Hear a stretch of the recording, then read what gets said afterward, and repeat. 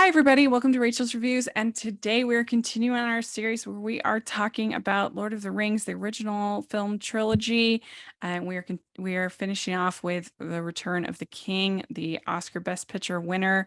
And for many people, one of the best films ever made, certainly one of the best in the fantasy genre. So it's going to be super fun to talk about. And I'm film critic Rachel Wagner, and Jen is here, Hi. and Oscar is here. Hello. And yeah, we should remind our audience that, Jen, this is your first time watching the series, correct?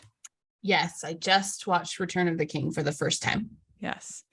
So how did you feel it concluded our saga?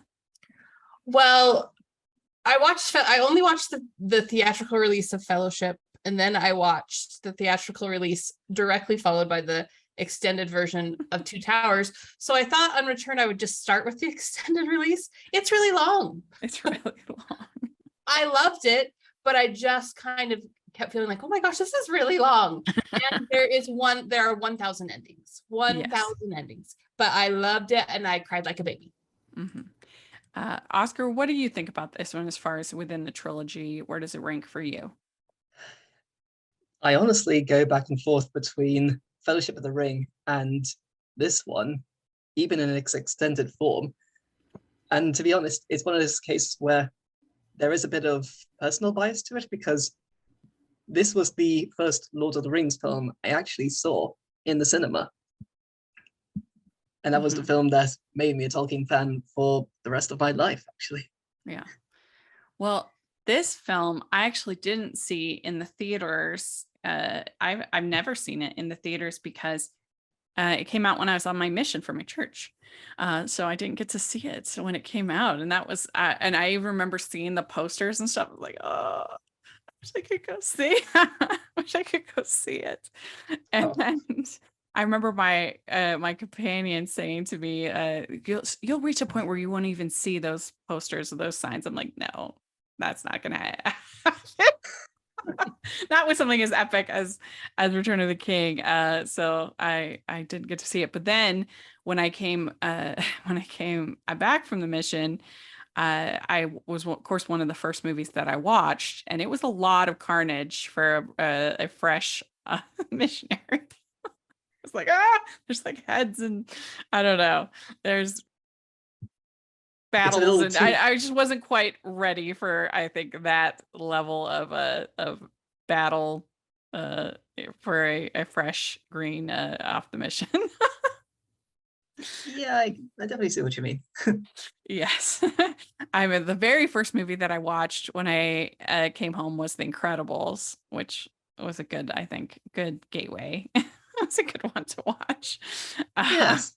But yeah, there's a lot of movie blind spots that I have in between 2003 and 2005, because that's when I was gone, and you just don't watch movies really on your mission. So I've caught up on many of them over the years, but yeah, that is, a lot of times people are like, there's some big movie, and I'm like, oh, was it in 2003 or 2004? That's why I haven't seen it. So yeah. But it's so exciting that a movie like this could win Best Picture. I mean, not that the Oscars are the be all end all, but just usually genre movies like this don't get recognized except for in technicals. So it's very exciting. Still holds the record for the most won in a clean sweep, which it won every single award it was nominated for, which was 11. Yes. And that is the most that any movie has won in a clean sweep by a couple. Titanic and another movie Ben-Hur nominated for 9 and won 9, but I love that it holds that record. Ben-Hur was the other one. Yes. Yes. Yeah, that sounds right. So. Yeah, it won Best Picture, Director, Adapted Screenplay, Film Editing, Art Direction, Costume Design, Makeup, Original Score, Original Song, Best Sound Mixing, and Best Visual Effects. So I was surprised that more actors weren't singled out for acting, Yeah, it didn't get it's any just- acting noms. Well, I mean, think. Ian McKellen got a little bit of attention, and I think he even won for Fellowship, but really no one. Oh, he lost to Jim Ian Broadbent McKellen? for Fellowship. Oh yeah.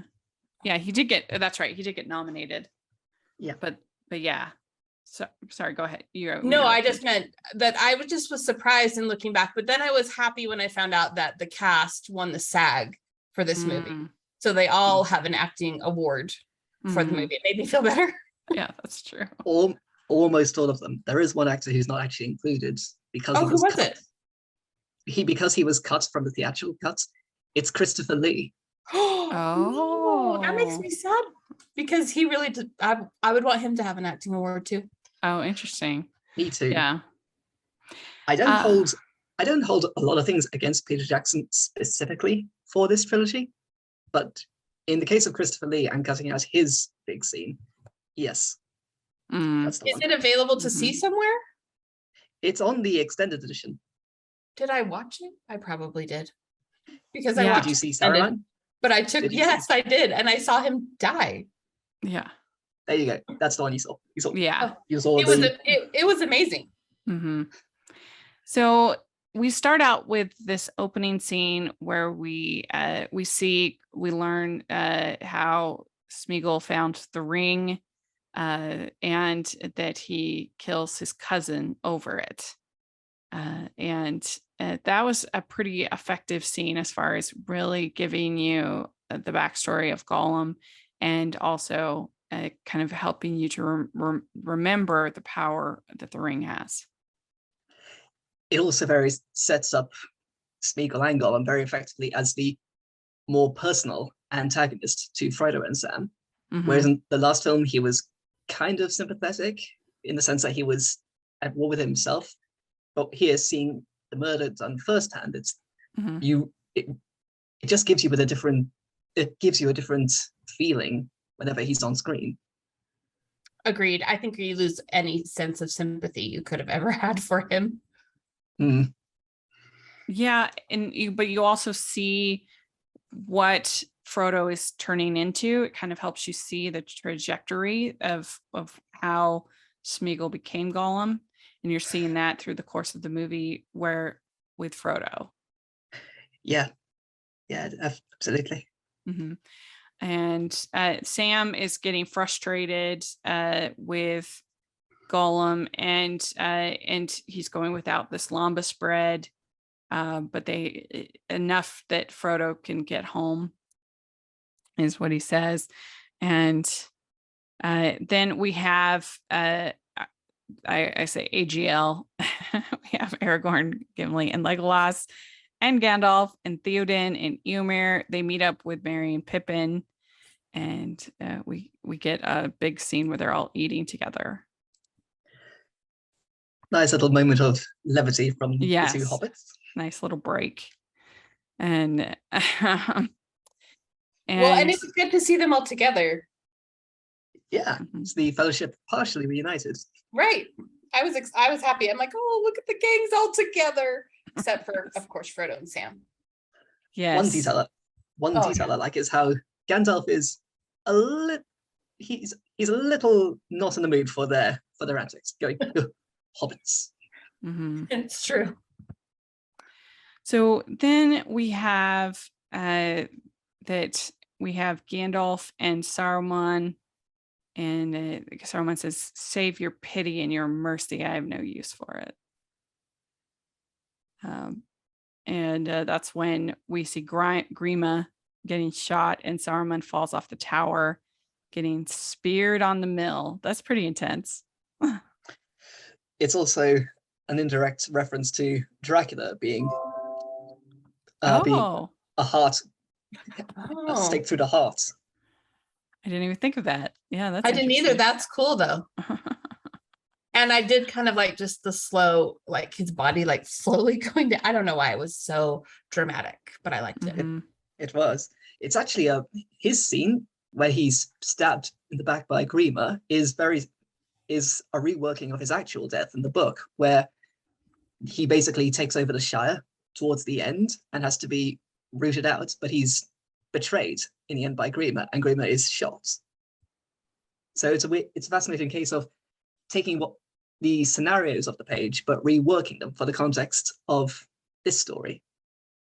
Yeah, and the visuals in general. Mm. Yeah, I do find it a little bit confusing sometimes for me to keep track of what's going on between the Rohan humans and the Gondor humans and all those characters, and especially once they split up Merry and Pippin because they look so much alike. I get a little confused. Okay, which one? This is the Gondor people. This is the Rohan people. But I don't know what they could fix with that. It's just me being slow. And it's a lot of people to kind of manage felt in the one same, though. story. Sorry, I Mm. felt the same though. I kept having to like remind myself who was who Mhm. because they're Yeah. similar. Yeah, I don't know how they could have kind of made that easier, but there's a lot of people to keep track of in this movie, in this story. And people in a lot of similar situations, either preparing for war or Mhm. or dealing with the enemy at the gates, in some cases literally, Mhm. and characters in leadership positions making incredibly smart or incredibly short-sighted decisions. Mhm. Yeah. Well, I had a hard time figuring out like who Aragorn belonged to because there were the two groups, and I was like, is he supposed to be the king of them or them? Anyway, Yeah. that was Yeah. I couldn't figure out. I kept forgetting where the attachment was. Yeah. I mean, it's Gondor, right? Yeah. Yeah. But That's right. it is a little. Are you a fan of Rachel's reviews? Do you look forward to Family Movie Night, Female Film Critics panels, or the Talking Disney podcast? If so, please consider supporting the podcast by becoming a patron. As a patron, you get to access monthly events such as the watch-alongs and Q&As, where you get to talk to stars and find out the behind the scenes of the movie making industry. And you can pick what I review for Family Movie Night or even become a guest on the podcast. Podcasts and YouTube channels are expensive, and I really, really could use your help. I would so appreciate it. You also get to be a member of the Facebook group where we talk about all the films that we're seeing, and we have so much fun. Go to patreon.com/hallmarkies and select one of the Rachel's fan tiers. That's patreon.com/hallmarkies. Then we have Pippin finding Saruman's planet Palantir, Palantir, yes. which is like a globe thing that you can look into and see the power of the ring. Actually, a Palantir is used for seeing across huge distances and connecting to whoever has another Palantir. Okay. And in this case, Saruman had one. Sauron also had one.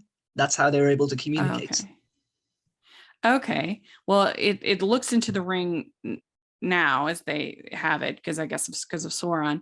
And Pippin looks into it and he sees Minas Tirith that was burning, and he sees Sauron, and it's upsetting, obviously, for him. And I don't know, I thought that was all pretty effectively done. It was a pretty cool visual effect of the Palantir. I think it looked good. And you do get a lot of growth from both Pippin and Merry in this movie.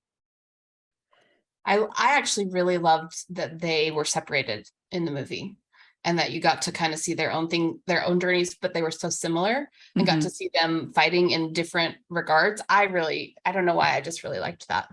Mm-hmm. Yeah, it's an opportunity to show growth, or in Pippin's case, to grow a lot more.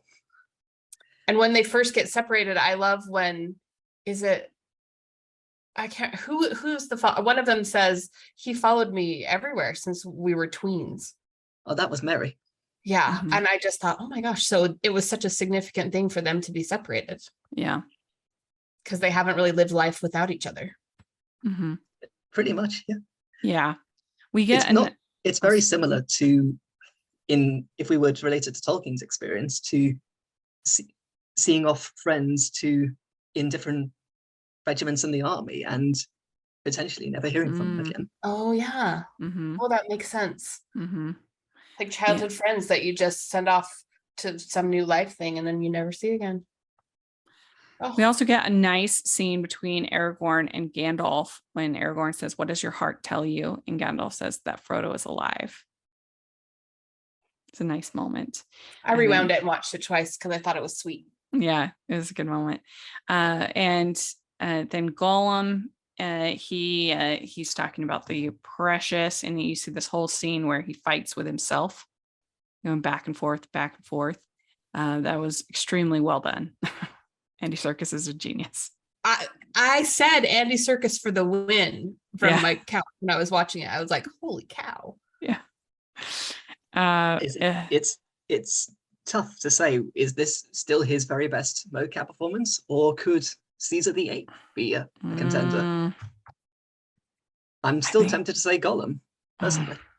It's tough. This is a great moment, It but there is- are some great moments in those ape films Mm. as far as his performance, and he creates such a compelling character with Caesar.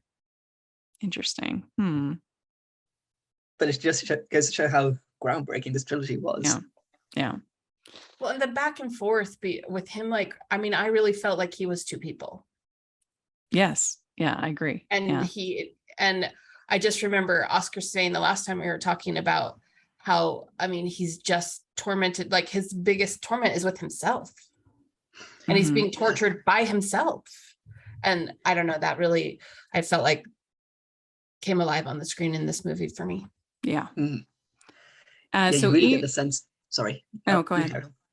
You really get the sense that, time is starting to run out with his sanity growing less and less as as his desire for the ring motivates his every choice. Yeah, I a little bit thought about Gandalf transitioning to the white and kind of forgetting his old self in a similar way, Gollum fully transitioning to Gollum and forgetting any part of his goodness. It's slowly deteriorating to nothing. Yeah, that's a good point. Interesting parallel. Gosh. Yeah. So Eowyn has dream of a great wave of army of fighters over the hills. And then she says, I could only stand there waiting. So she's frustrated. What did you think, Jen, overall of her character arc in this movie? So after we talked the last time and Oscar said she was maybe his favorite character, I was like, what did I miss? She's my favorite character. I mean, she's amazing. She's amazing. And every moment that she was on screen, I felt her pain that she wanted to do more. Yeah. And that's I mean, there's all these men who carry the burden of just that fighting is what's going to happen. But she had these restraints because she's a woman and just wanted so much to be in it for her people. The top one or two moment is hers at the end for me. Yeah, I know some people say the I am no man is a quote unquote woke moment, but I think that's ridiculous. I think it's earned. I mean, there's some people who complain about the women moment in Endgame, Avengers Endgame, that it's not like authentic or whatever. I still had fun with that moment, but here it's not like that, where that just kind of randomly comes together, all these women. In this, like, there's a character arc to her that gets her there where it makes sense. And I don't know, it's just a very cinematic, fun moment, in my opinion, and a good arc for the character. Yeah, I love everything about her. I know that we're not there yet, but I even love how the exchange goes when Aragorn leaves between the two of them. I love that he says to her, from the second I met you, I've always wanted joy for you. Yeah. It just means he sees so much value in her and has just always wanted. I just love everything about her. Well, and they kind of put her with Faramir, at the end. So it's like, oh, okay, she's going to be okay. Right. Yeah. Right. I had to read what it said in the book about them so I could feel better about it. Like, she goes from a hot brunette to a cute redhead. Why not? That's right. Life's good. And so then we get this things are in motion that cannot be undone. And Pippin goes with Gandalf, separates from Merry. And yeah, like you said, there's that moment where he says that he has always followed me everywhere I went. So it's a very sweet friendship. I think that's an undersold element of the Lord of the Rings, is that it really is a story focused on friendship. Well, Frodo and Sam, obviously, but you've also got the friendship of the Three Musketeers, AGL. You've got Merry Pippin friendship. There's a lot in there of friendship as an important. Even Gandalf and Pippin who start to Mhm. develop more of a friendship with this one, whereas in previous films, Gandalf really didn't have a lot of nice things to say to Pippin. Yeah. Well, yeah. I mean, Gandalf, he's a friend with Bilbo. He's a friend with Frodo. And I don't know. Aragorn is a very powerful friendship Mm-hmm. there as well. Yeah. I think the primary message of this movie is friendship, and of this trilogy is friendship. And I thought more than once while I was watching Return of the King, how glad I was that the first installment is called The Fellowship of the Ring, because that's really where it all begins, and what carries it through is this fellowship of and these friends. Yeah. So Arwen is leaving with the elves, with her people, and she sees a vision of her child with Aragorn, and she turns around and decides to go back. If I leave him now, I will regret it forever. And then she also repairs Narsil's sword, and so yeah, that's Arwen's kind of story. I what do didn't you think understand the significance of that sword, other than I know her dad takes it to Aragorn, but did it have special power? It was at the That- very, very, very beginning when they go the backstory about the creation of the rings and Isildur's Yes. that whole story. The sword gets destroyed. Am I right, Oscar? Or am I messing it Yes, up? that's right. Yeah. Sauron Okay. breaks the sword, and then Isildur uses the hilt shard to. I remember slice that. I the just ring. wasn't connecting that was that sword. Okay. Yeah. Okay, fair enough. Yeah. And so then we have that Gandalf and Pippin meet with the steward of Gondor, with the king basically of Gondor. And I think it's what is it? Denethor. Denethor. And Denethor. It's John Noble. Denethor. That's Yeah, what I that's- had in my correct, head because correct. I couldn't remember his name. Yes, and he Yeah. is cloaked in grief. And Gandalf says he uses his grief as a cloak for his vain ambitions. This will be the end of Gondor as we know it. And then Pippin says, "We have the White Wizard. That's got to count for something." Yeah. So this is an interesting dynamic between, this between Faramir and the loss of Boromir and Denethor on this side of the story.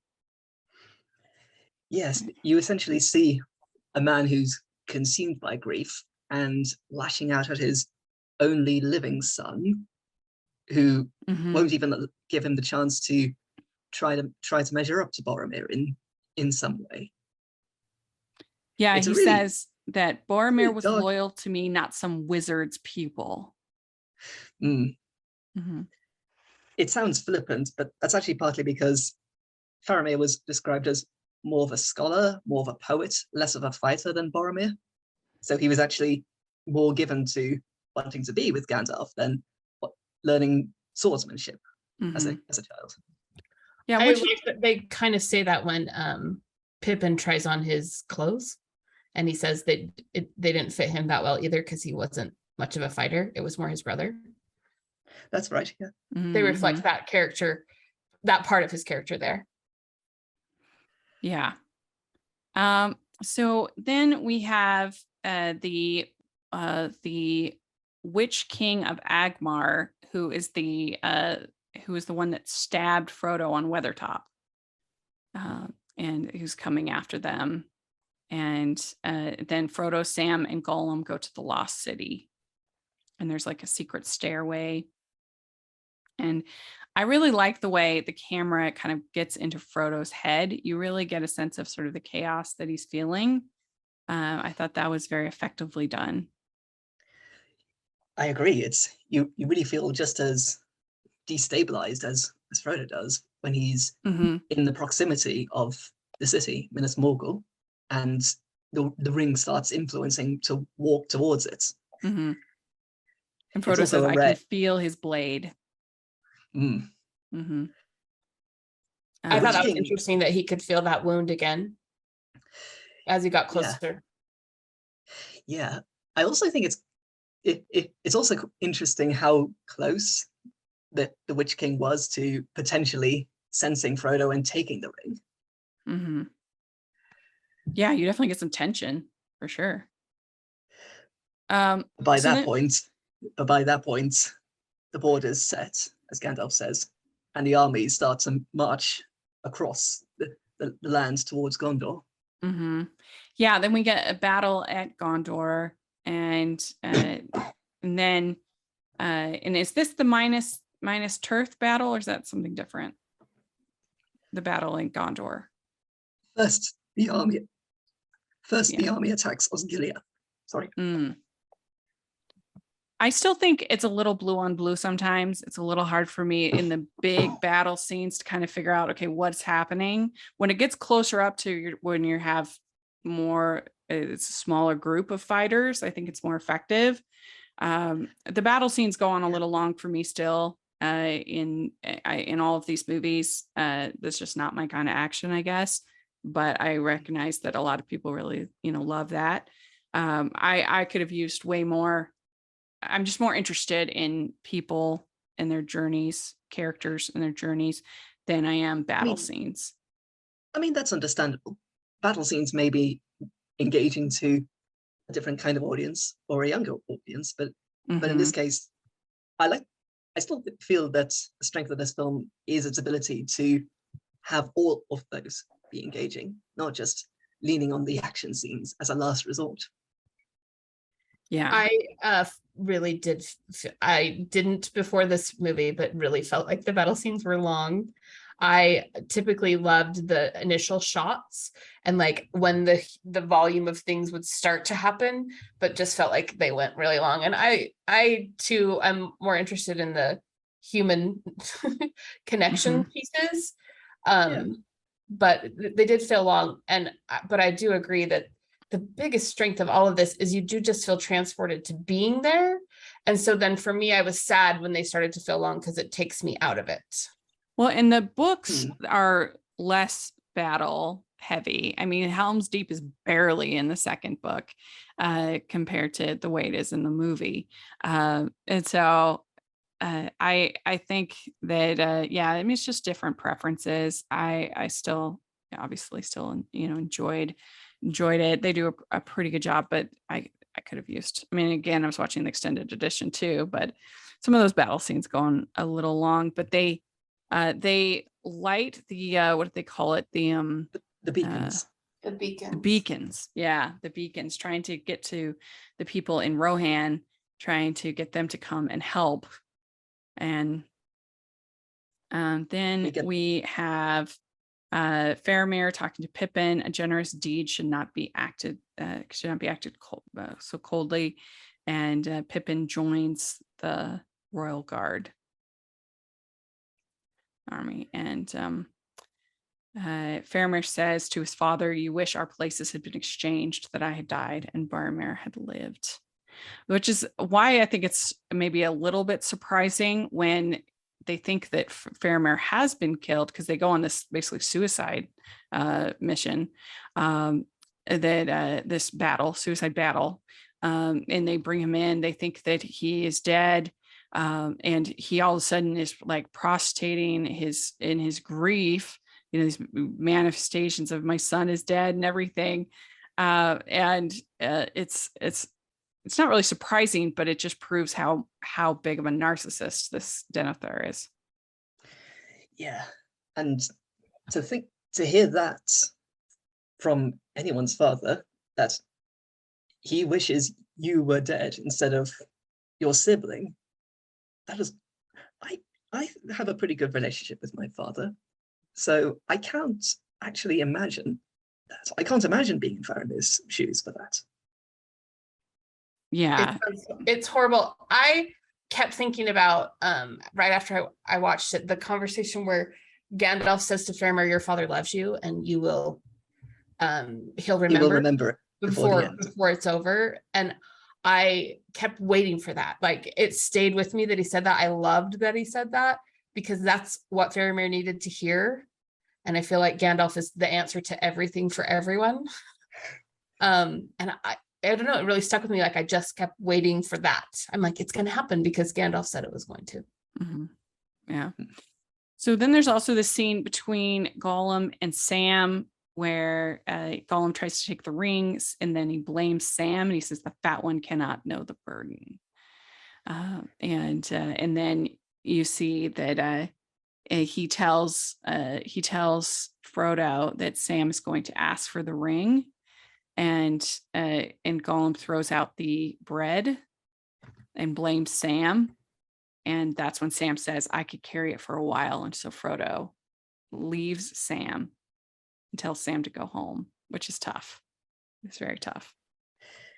It really isn't the easiest thing to watch. Mm-hmm. Well, and it was tough because Gollum won. I mean, his plan worked. He was able to make Sam look bad and Frodo to believe it. And it made it sad for me to realize how far gone Frodo was getting. Mm-hmm. Well, and I've heard people say, oh, Frodo's not a very likable character. But the thing is that he is under the burden of the ring. And also, I feel like it's very easy to criticize lead characters. Almost everybody loves the side characters in stories. The lead character has to be he's the one that has to sort of grow the most and change the most. And so it's always easier to like a Han Solo than a Luke. It's always easier to like a Hermione over a Harry, kind of a thing. And so I think that that's sort of a situation sometimes that we have. But I think that Frodo, in almost every situation, given the knowledge that he has at that moment, it makes sense his choices. And also when you consider that his choices aren't 100% his own choices, that he's affected by this burden that he has. It's Yeah, true. you don't necessarily believe that without this ring, Frodo would behave differently to Sam. Basically, because he's really not fully himself. Mm-hmm. He makes this incredibly rash decision, and it certainly makes us feel more worried for what's going to happen to him now that his stable element in Sam is gone. Yeah. I just was sad that the bad guy won in that moment a little. Mm. And it made me think in that moment too, like, what does the ring represent? Is it just every evil thing? Because the more that I learn about the ring, the more I hate it. Well, and the more evil it feels. Yeah. Well, the ring Well, that's what makes it work more than a lot of other fantasy stories, at least for me, is there's clear stakes. There's evil and good, and a clear, this is the end that we have to, this is the treasure at the end, right? This is the end goal of what we're trying to achieve. That you see that helps build tension and it gets me invested, as opposed to the Hobbit movies, which are just about an adventure. There's not that same kind of stakes in good versus evil. It's more just like, let's have fun. And so that I think, because I a lot of fantasy doesn't really compel me, doesn't work for me, but this does, because I just think it has such a clear map of the story and where it's going, and a clear stakes of right and wrong. So we also have Eomer, who doesn't want Merry and Eowyn to get involved in the war, and he says war is the province of men, and Merry wants to fight, but he wants to save both of them from fighting. What do you think of that, Oscar? I think what's what's also crucial to that is that Éomer is describing the up close and personal experience of that kind of swordsmanship fighting. So that you're surrounded by death and chaos and watching your friends die around you. And we know that from previous scenes that Éomer is more of a martial character than well, certainly Faramir, for example. So we get a sense that he is speaking from a place of experience, and he's not trying to put Éowyn down, but he's simply warning her that this is what she's about to get into. Mm-hmm. That's in that scene where Eowyn and is it Mary? Mary, Yes. yeah. Come out of the tent and he's put on the fighting stuff and they have that conversation and Eomer says, I have no doubt he has the heart for it, kind of, but you guys just don't know. And I think he just really is genuinely like, you guys are not, you don't have the heart of a fighter. You don't have the skills of a fighter, I mean. And that was all he said. He says something funny about like, I have no doubt about this, but I do worry about the length of his arms to do that. He says, I do not doubt his heart, only the reach of his arm. Yes. And I just think it has to do with him feeling protective of them, which that's the word I would like. use. And I gotta say, there cannot be enough of him. I loved Eomer and I wanted more of him. Yeah. It's also nice to see. Sorry. No, you can understand him wanting to protect his friends and save as many people from war as possible. I don't think it's a misogynistic thing. Yeah. It's also nice that we see Éowyn and Merry start to form their own little friendship just before the battle is joined. As it runs as a nice little parallel to Pippin and Faramir's friendship. Yeah, I like them having their own new friendships. It's kind of fun. Yes. I think the weakest part of this movie is the whole army of the dead underneath the mountain, that whole sequence. I don't know. It's the part that's the most boring for me. And just, I think it's fine, but I just think it's a little too much time spent on it. And it's my least favorite part of the story. I don't dislike it, but I do wonder how it could have worked if it was less emphasis on the ghosts and the undead army and Aragorn's somehow asserting his place as the rightful king. Like, I wonder if there may have been a more succinct way of showing it. Yes. I agree. It wasn't my favorite. However, I did think it was super cool when all of the skulls came out of it everywhere and they had to run out of the tunnel. It's amusing. Well, and it is a fun moment with the ships that are like mocking them, like you and what army. It has sort of a biblical feel of that story in the Bible with they who that are with us. The unseen. Yeah, they that be with them. But I also what I liked about it is how, well, first of all, I can't remember who told Aragorn he had to go a different way to get to that city. I think it was Elrond. First it was Gandalf. He said, "Come to Minas Tirith by another road." Follow the river. And it's like they were always supposed to be part of it because they needed more. I kind of like the fulfilling of that, and their role in it, but it was too long and too much, and it was kind of just weird.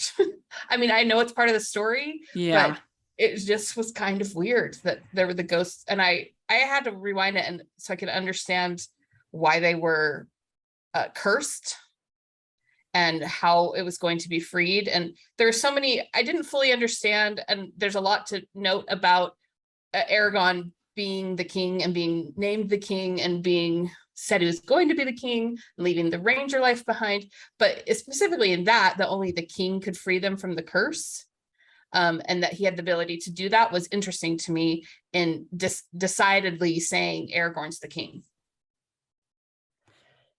Yeah, and the thing that's tied up with that was that because the men in the mountain swore an oath to come to the aid of Gondor, and when they refused, Isildur cursed them. So basically they had to fulfill their pledge, and an heir of Isildur, being Aragorn, would lift the curse.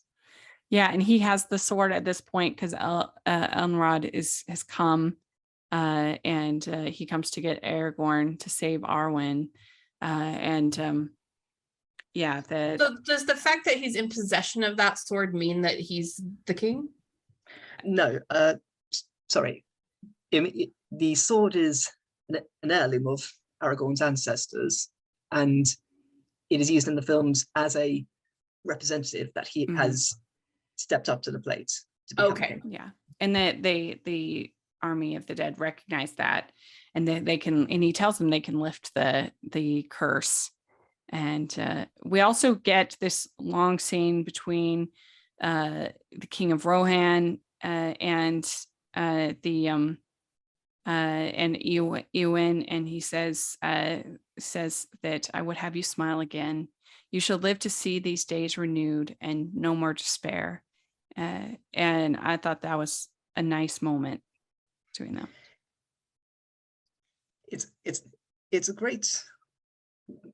It's a great way for Théoden to show that he's putting faith in Eowyn to lead the people should him and Eowyn not come back, should they lose the battle, which at this point Théoden's actually expecting to rise and never come back, so to speak. Yeah, he says we cannot defeat them, but we will meet them in battle nonetheless. That's it, yes. Yes, death certainly seems imminent when he's saying that to her. And I think that was about the future of his people, and making sure that she was part of that, taking care of them going forward. And I thought it was a nice companion moment to his last moment. Yes. Yeah. There's some really lovely scenes with Théoden and Eowyn. And then Faramir is brought in after this battle, the suicide battle. He's brought in with 2 arrows in that none survived the battle, which is brutal. And we get this grieving from Denethor, but Pippin says he's still alive. He's still alive. So yeah, that whole scene. And we almost glossed over it, but when Faramir is riding with his knights into battle, we get the incredibly haunting song sung by Billy Boyd. And my sister said he wrote it, Billy Boyd, is that true? I think he composed the tune for the lyrics, but the lyrics do come from Tolkien. It's really haunting. I mean, it is, just when he sings it, it's beautiful, but it's just like, piercing a little for me. The thing it reminds me of is the early cavalry charges of the First World War. Young riders being gunned down by heavy artillery. Well, and you get that scene with Gandalf, prepare for battle. I mean, that's a pretty yes. pretty iconic scene. And then Aragorn standing, you will go no further. You will not enter Gondor. This is also when we get the giant spider attacking Frodo. That's pretty intense. And I would say they allow the hero to get pretty far gone. I mean, you're definitely concerned. Oh my gosh, the foaming at the mouth put me over the edge. I was like, whoa. Oh my gosh. To this day, that spider looks absolutely real, incredible, and it's frightening to behold. And then Sam finds the bread and knows what Gollum did, and Gollum says, "The precious made us do it." So that's good. He's trying to weasel his way out of it. I see it as. And Frodo says, "I'm so sorry, Sam." And he dreams of Galadriel. The task was appointed to you. If you do not find a way, no one will. What I love about that is that in the dream, Galadriel extends her hand, but doesn't hoist Frodo up. She allows Frodo to make that choice. And when she smiles, you can tell that she's, in the dream, she's proud that he's made that choice. And that gives him the strength to get back up again.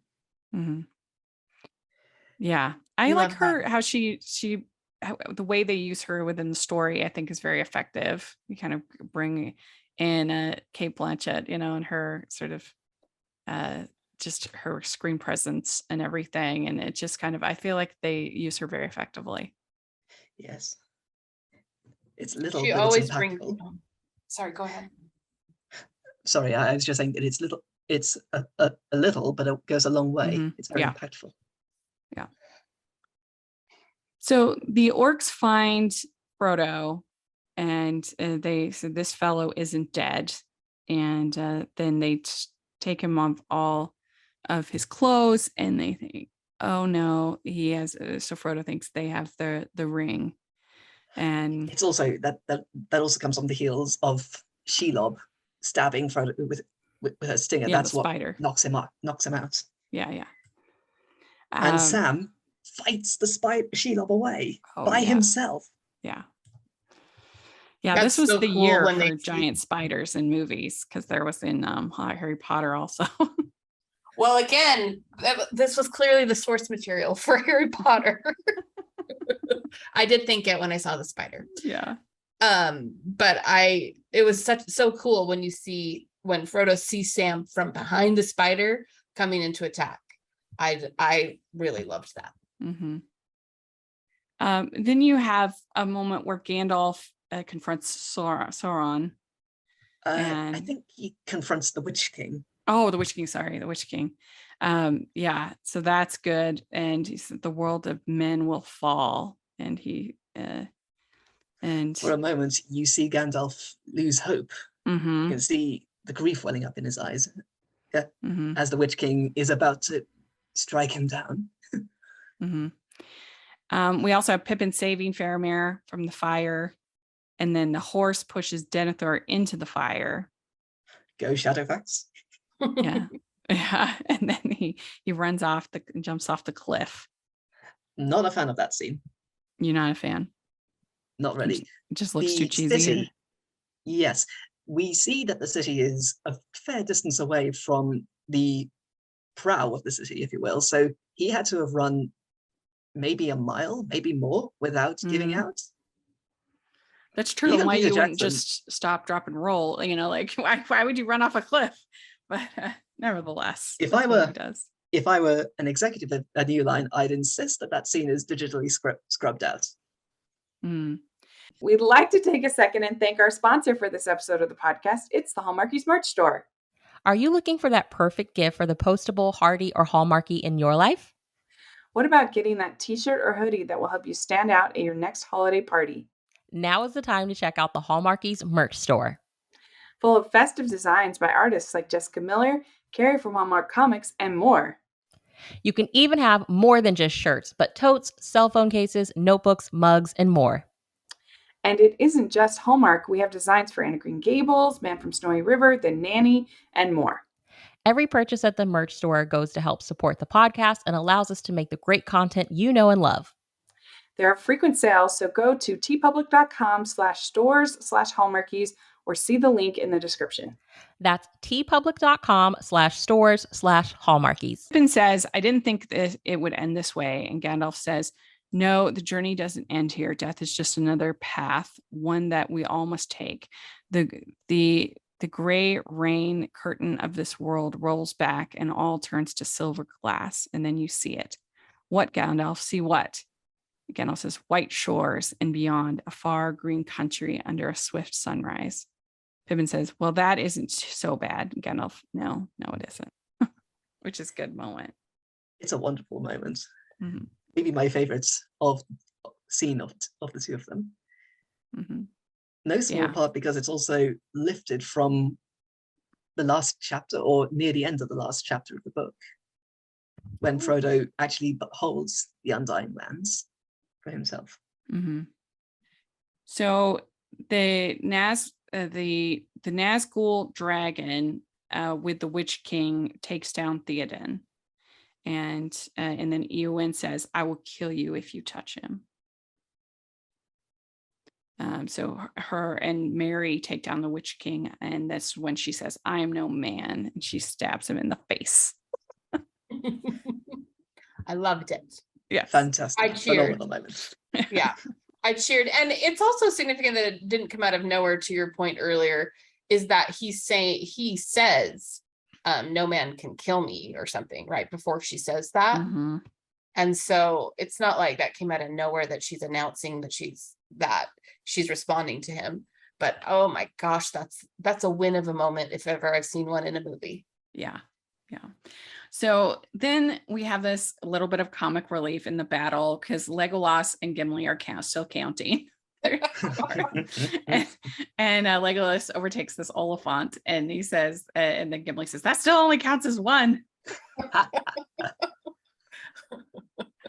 Yep. Yeah, some fans, quite a few fans I know, don't really like that little scene. They think that's going way over the top, set a bit of a bad precedent for Legolas. But I don't know. I have fun with that it. one always that always makes me smile. Yes. I kind of like that within their friendship, that I feel like it's them, but it's also how they cope with all the things they're doing, which is a lot. And they're in this big battle, but they cope by just dealing with what's right in front of them with each other. Mhm. Yeah. Yeah. So Aragorn tells the army of the dead that I hold your oath fulfilled, be at peace. And then Eomer finds Eowyn and Mary finds Pippin's cloak. And then Pippin finds Mary. Mary says, I knew you'd find me. It's very sweet. And asked if he was going to leave him, which I Mhm. thought was but that Carl Urban shrieking when he found Eowyn, oh my goodness. It like made my heart race. Yeah. His apparent grief. And apparently that's only in the extended version. Because That's right, yes. Mhm. oh my gosh, that affected me. Like his outward just freaking out. Yeah. It's incredible because for a moment, Emma's his guard is down. He's no longer a soldier and a captain and a prince of Rohan. For now, he is a nephew and a brother who has lost his uncle and thinks he's lost his sister. Yeah. So I then thought she was dead by his reaction for a second. yeah. So then Sam fights the orcs and he says, that's for Frodo, that's for the Shire, and that's for my old gaffer. Sam once again earning his badass credentials. Yes. And then one says, I'm going to bleed you like a stuck pig. And Sam says, not if I stick you first. So that's when Sam gets the ring from all of this fighting. And when Frodo asks for the ring, he does struggle for a few minutes of giving it back because it is so powerful. And but then he gives it back and he says, Frodo says, the ring is my burden. It will destroy you, Sam. And Sam says, well, we best find you some clothes. It's quite telling that of the characters who have the ring, that Bilbo and Sam are the only ones who give up the ring willingly. Mm-hmm. And in Sam's case, especially for having taken it for such a short time and being so close to Mordor. Yes. Okay, so I have a question about that scene because I had been so convinced leading up to this that he could not be affected by the ring. It seemed like they were showing he was a little affected by the ring. Yeah, he was. But but it also seemed like he was affected by what it was going to do if he handed it back to Frodo, knowing what it had already done to him. Mm-hmm. Yeah, I think there's some truth to both of that. That he's hesitant because he doesn't want his friend to die by the power of the ring, but also he feels the power of it. Which I appreciated that it made him seem even stronger as a person. The fact that he could at that point give it back is something powerful. But also it still, you still keep the menace of the ring intact. The fact that Yes, it was just within inches of latching onto Sam. yes. And this is our pillow moment, and he says there is light and beauty out there that no shadow can touch. And then he also says, do you remember the Shire, Mr. Frodo? It'll be spring soon, and the orchids will be in blossom, and the birds will be nesting in the hazel thicket, and they'll be sowing the summer barley in the lower fields and eating the first bites of strawberries with cream. Do you remember the taste of strawberries, Mr. Frodo? And he says, then let's be rid of it once and for all. Come on, Mr. Frodo. I can't carry for you, but I can carry you. The iconic. Phenomenal Yes. bits of acting from Sean Astin. Yes. That whole scene kind of took my breath away a little bit because I had heard that quote before and I didn't know when it was going to come. But I loved the desolation they were in, the fact that he picks him up and struggles to walk up. Like, I really, wow. Mm-hmm. And it shows that it's this friendship that ultimately saves Middle-earth. Mm-hmm. Something that Sauron could not have anticipated, could not imagine would be his downfall.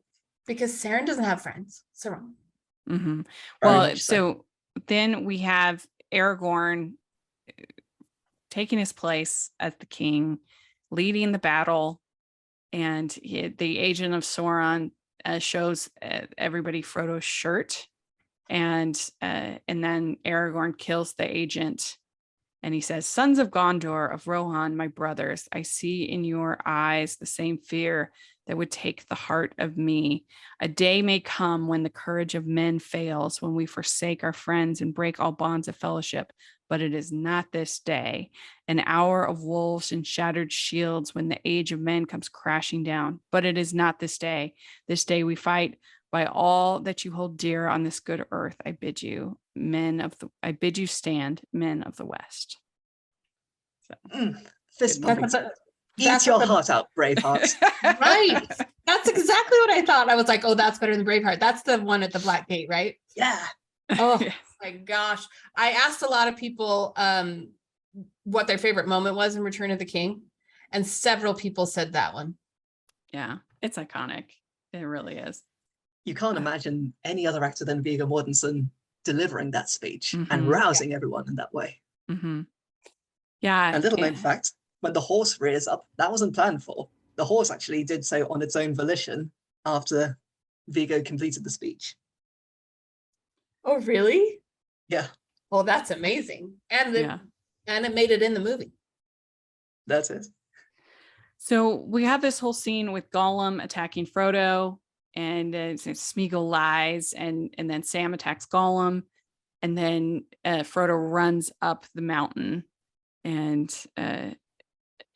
so then you see Frodo holding up the ring, and he hesitates, and Sam's just like, "Just let it go," and then he says, "The ring is mine," and you're like, "Oh no, oh no."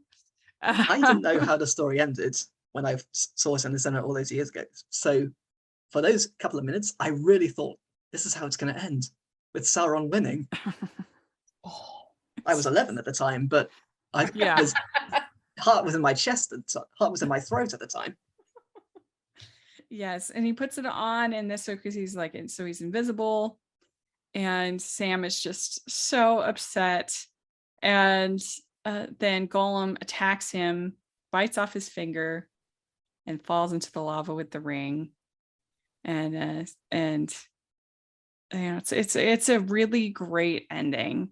I think it's almost more powerful than if he had just thrown it in, because I don't know, it's just everybody was kind of needed in the end in the story.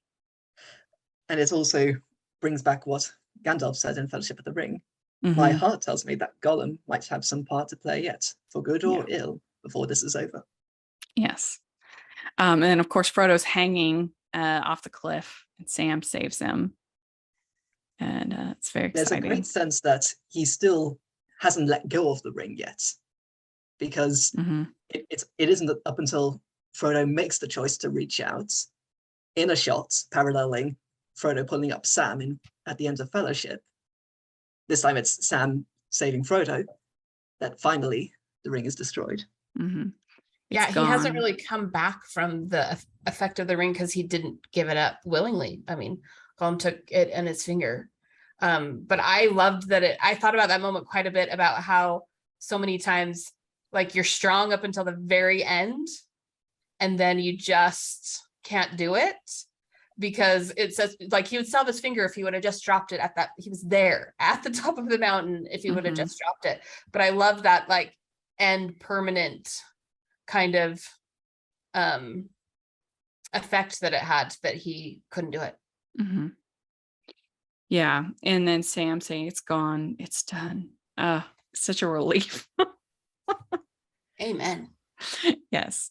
And they have to run against the lava, and the eagles have come and helped them fight the dragons, the armies of Sauron and the Fell Beasts. Yes. And so then Gandalf, once the ring is destroyed, the Tower of Sauron is destroyed, and it was just cool that they were all like, Frodo did it. Yes. It was, if perhaps the most uplifting of happy endings yet. Yeah. It is what Tolkien coined in his own terms, the eucatastrophe, the sudden turn from bad to good.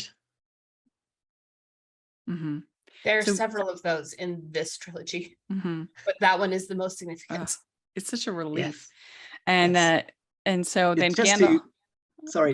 Go ahead. Close out Legolas and Gimli's story. Just before the battle is joined, we get this wonderful exchange from Gimli. Never thought I'd die fighting side by side with an elf. And Legolas says, "Oh yeah, what about side by side with a friend?" And Gimli goes, I could do that. Yeah, that was nice sweet. way to round out that character arc they had. Yeah, that was good. So then Gandalf saves them with one of the eagles, and we do get like 5 endings, but it's been such a long journey that I'm okay with it personally. We have the healing in with the elves. We have Aragorn becoming king, with Arwen there and the hobbits, and they all bow before the hobbits. That's a nice moment. I cried like a baby when that happened. I did not know it was coming. And that is my favorite moment in all of these movies. My friends, you bow to no one. Yeah. And then they all bow to them, which just says so much because of who the hobbits are in the scheme of all of it. And I think that's a nice message of the whole series, is that great things can come out of small packages. About unsuspecting there's power in all of us. And also it's quite fitting that Aragorn's very last scene isn't necessarily the coronation itself. It isn't necessarily him standing tall and proud. It is one last gesture of humility towards his friends, the hobbits.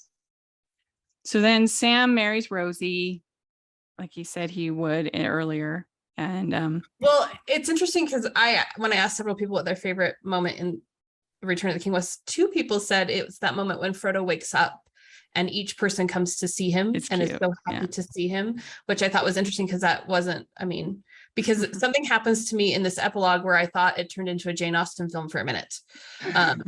Because the moment when Sam gets married, I was like, this really could be a scene from a Jane Austen movie, but I loved it. I love the scene immediately before they get married. It's the hobbits in the bar, the Green Dragon Inn. Oh yeah, in the Shire, yeah. Just silently expressing their, realization that we've been through this incredible adventure together that none of our friends and family relations and neighbors could ever understand. To bring the World War I parallels back, it's like the surviving soldiers coming back from the war, having lived through this together, that no one else can really understand. Yeah. So then Frodo writes The Lord of the Rings, and he says there's room for a little more. So then he goes and gets Bilbo. And then Bilbo and Gandalf and Frodo end up going away with the elves at the end. And so him and Sam say goodbye, and it's just very sweet. I love what he says at the end to Sam. I love Sam being so upset, like, you cannot leave. And I I should have written down. You guys have done this a million times. I should have written down what they say exactly. Something about he still had things to experience. And that's where I felt like that was earned for him through this journey, which I loved, and that his journey was different than Frodo's, obviously. I just, for some reason, I rewound it and listened to that line a couple times because I just thought that's beautiful. Yeah. There is so many beautiful last words or last speeches in the Grey Havens. Bilbo's little proclamation. I think I'm quite ready for another adventure. As he boards the ship with Elrond. Yeah. Gandalf saying goodbye to the hobbits. I will not say, do not weep, for not all tears are an evil. And Frodo's last spoken words to Sam. The last pages are for you, Sam. It kind of goes back to that whole idea we were talking about with friendship. It really, these goodbyes are there's all these friendships that are recognized throughout. I did also note that the declaration that it was time for the dominion of man, that kind of they've done their parts. That's right. The it's essentially the end of the time of myth and fable with the elves passing on. And in this case, I feel that Tolkien was wise to not have any other stories after Return of the King. I think he understood the fallibility of humanity, but I think he was wise enough to know where a good story needed to end. Right. So I guess, do we have any closing thoughts about this movie and also just watching the trilogy and talking about it together? Jen, this was your first time watching it. What are your sort of closing thoughts? That I can't believe I didn't watch it before now. I read a lot about the critical reception of Return of the King because I was curious. And it really is one of the most incredible cinematic creations ever. And I can't believe I have never seen it. So not only am I grateful that this drove me to do it, but I think I might read the books. Yes. Because I'm that engaged in it. And I love all of the meaning in it and all of the underlying friendship, of course, and it's beautiful and how it's shot, and Peter Jackson is a genius. And how is it 2022 that I'm just figuring this out? So thank you for your expertise and for just inviting me to do it, because I don't know that I would have done it ever. Yeah. I mean, it's interesting because that's 93% on Rotten Tomatoes. And I just think, like, I can understand it not being your favorite. Like, I totally get that because it is kind of long, but outright not recommending it, that I just kind of like, really? But to each their own, I guess. But I did read a funny thing that at the time of release, one of the critics said it wouldn't make his top 10 list for the year because it took 45 minutes to end, but it was one of the greatest film creations of all time. That's which I thought really? was kind of funny. That's a weird reason, I feel like. People are so hung up over the endings, I think. Yeah, I mean, the epilogue is a different thing than we're used to in movies, right? The epilogue of that size and length and of all of those moments that in other movies there would have just been one. Yeah. But I love that they were all there. It's wrapping up 3 very long, very epic movies. And arguably it's if you're like me, it's wrapping up 6 movies. If it was a TV binge, you'd have, every different season you'd have a big end. And so it was all just wrapped into one. So do you have closing thoughts on this trilogy and on this rewatch, Oscar? Well, it's certainly been a tremendous pleasure to talk about these films with you two. Unfortunately, I always feel a little unprepared because there's always so much more that I wish I could say that one just can't in the limited time frame. But it's always a phenomenal pleasure to go back to these films, especially in this most recent one, which was watching them with my dad and seeing how moved he was to revisit this tale. And it's always a moving experience and a moving tale for me too. These are my favorite films, more so than some that have maybe been there since childhood, like The Lion King or Jurassic Park, for example. Yeah, this is my favorite story, both in film and in literature. Yeah, I really enjoyed rewatching it this time. I think it's a good example of the fact that any genre can be well done, can be good. There's good to find in any genre because I'm normally not a fantasy person, but this is just so well done. It just wins me over with the incredible acting, the incredible story, the weight, the morals of the story is beautiful, the friendships. It's just a good story, a good movie. And it's even me, not fantasy person, still really enjoyed it and really enjoyed watching it. And it's always an interesting experience kind of watching something while taking notes. And so you kind of learn. I think you're involving another one of sort of the senses in your brain. So I think it makes you learn about something in a new way. So that was a good experience. And so I thank you to both of you. And if you're listening, let us know what you think about this movie. I'm sure there are parts that we didn't cover as much or that you would like to talk about. We'd love to hear in the comments section what you think. And please, if you were listening on iTunes, please leave your ratings and reviews. We really appreciate that. And Oscar, where can people follow you on social media and all that? You can find me on Twitter at Albion_93. Great. And Jen, what about you? I'm on Twitter, not very much, but at what Jen's up to. And I'm on Instagram at JDE715. Great. And you can find me at Rachel's Reviews, all of our social media, iTunes, YouTube, and on Rotten Tomatoes. So check that out. And if you are listening on YouTube, please give the video a thumbs up and subscribe to the channel. We appreciate that so much. We also have the Patreon group and merch store. So check out that. We'd really appreciate it. And thanks so much to both of you. And we'll talk to y'all later. Bye, everyone. Bye. Bye.